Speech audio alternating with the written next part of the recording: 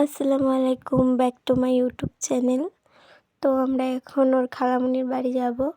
তো ওকে এখন গা হাত ধুইয়ে দেবো। চলো ওকে গা হাত ধুয়ে দিই, শ্যাম্পু ট্যাম্পু করে দেবো আজকে। ও অনেক খেলা করছে এখন পানিতে, তো ওকে উঠিয়ে নেবো, কারণ ওর তখন সর্দি হয়েছে, ওই জন্য উঠিয়ে নেবো। তো কাজলের টিপ পরিয়ে নেবো, তারপরে ওকে সাজিয়ে গুজিয়ে আমরা রওনা দিলাম ওর খালামণির বাড়ির উদ্দেশ্যে। তো আমরা এখন যাচ্ছে, আমার খালামণি যাচ্ছে, মানে রেহানের নানি যাচ্ছে, রেহানের খালামণি যাচ্ছে, আর রেহানের বড় মা যাচ্ছে, আর আমি যাচ্ছি, আমার আব্বু যাচ্ছে। আমাদেরকে অনেক খিদে লেগে গিয়েছিলো, তো ওই জন্য আব্বা বললো তাড়াতাড়ি ফল টল কিছু পাইনি, তো ফল টল নিয়ে আসবো।